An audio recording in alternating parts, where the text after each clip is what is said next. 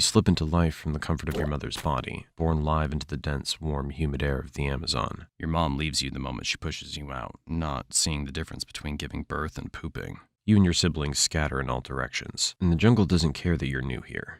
He was a great sibling anyway. At the moment, you're only a couple of feet long, and honestly, kinda cute.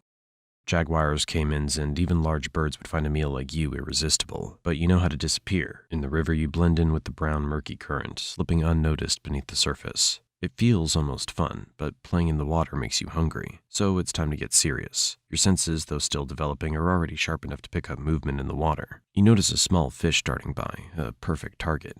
You freeze, letting the current carry you, getting closer and closer. Your jaws clamp down with shocking speed, and your first kill is yours.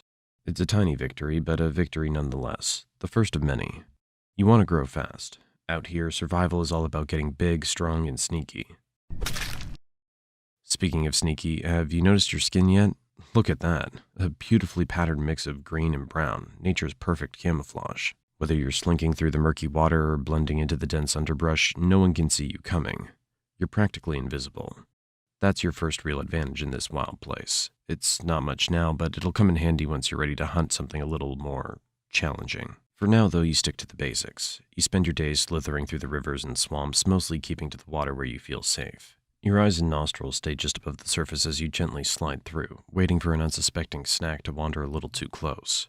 As you rest just below the surface, you spot a tasty target, a small rodent, foolish enough to venture right up to the water's edge. You wait, patiently, and then you strike with lightning speed, wrapping your coils around it, squeezing tight until it's over. Dinner served. Not bad. You've entered the juvenile phase of your life and things are starting to get interesting. You're bigger now, faster and stronger. And your prey? Well, you've moved up in the world. Small frogs and fish just don't cut it anymore. Now you've got your eyes on something more substantial, like capybaras. Yeah, the world's largest rodents on your menu now. Whew, that was close. But don't get cocky just yet. You're still not the biggest predator out here. There are jaguars, caimans, and other anacondas that would love to make a meal out of you if they get the chance. You gotta stay sharp and use your camouflage to your advantage. Oh wait, it's a caiman basking on the riverbank. It's not huge, probably a juvenile like you, but it's still a risky move. You think about it for a moment, weighing your options. Should you go for it? Could be your first big test as a hunter. Why not? You slink into the water, sliding gently toward the caiman with the grace of a shadow. Your muscles coil, ready to strike, and it wasn't as tough as I thought.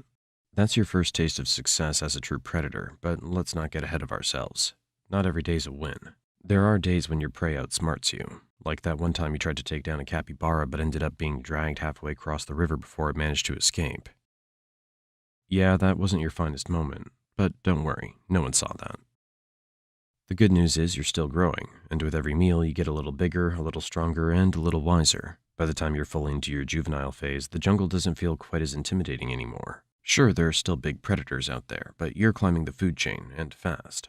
As the months roll by, you become more and more comfortable in your environment. You've perfected the art of hiding in plain sight, waiting for hours, maybe days, or weeks. Finally. A group of capybaras grazing near the water's edge. You sink slowly beneath the surface, your eyes barely visible as you approach. You wait, your muscles tense, and then... What? Where did this jerk pop up from? Do you think he'd mind if you asked for just a small bite to curb your hunger? No, maybe that's not such a good idea. Let's get out of here. You continue to refine your skills, learning more about your environment and your place in it. You've mastered the art of stealth, using your patterned skin to blend seamlessly into the jungle around you. You've developed a keen sense of smell, allowing you to track prey even through the thickest underbrush. And your body? Pure muscle.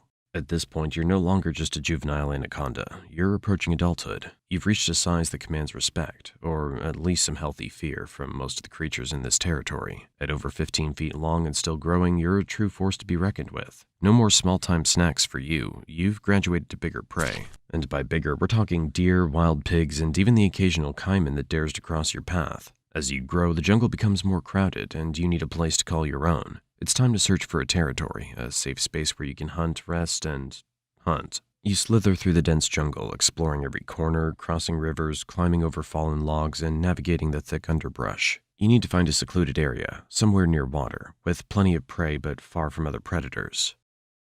After days of searching, you find the perfect spot, a quiet stretch of river hidden beneath a canopy of trees. The perfect territory. You mark the area with your scent, claiming it as your own. This is where you'll live out the next chapter of your life. And speaking of the next chapter, it's time for something new. Mating. It's not just about survival anymore, now it's about passing on your genes. As mating season arrives, you begin to pick up the scent of a potential mate nearby. You follow the trail, slithering through the thick jungle and dense swamp until you find another anaconda, a female. What a beauty. The courtship begins.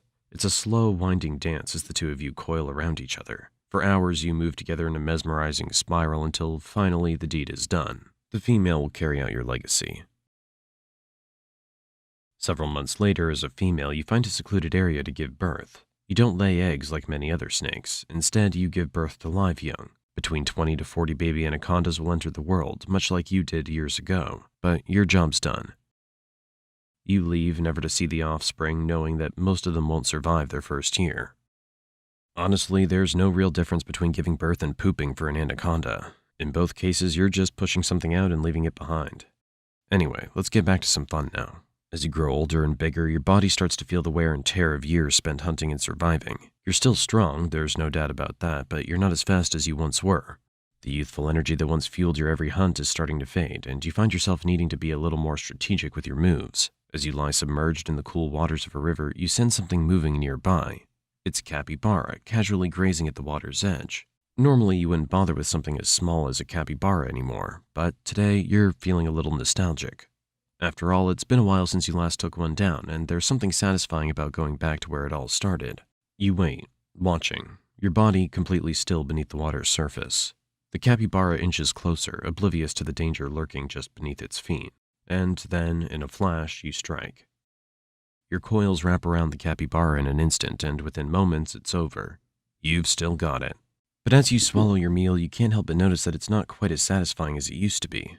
Sure, the thrill of the hunt is still there, but something's changed. You've grown, not just physically, but mentally. One day, as you stalk a young deer near the water's edge, you sense that something's different. Your muscles coil, ready to strike, but just as you lunge, something goes wrong. The deer senses you at the last second and bolts. You try to chase, but your body doesn't move as quickly as it used to. You miss. The deer escapes. It's the first failed hunt in a long time, but something feels different this time. You feel the exhaustion deep in your muscles, the weight of the years finally catching up with you.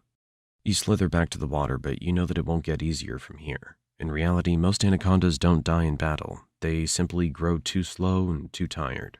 Eventually, the jungle takes them back.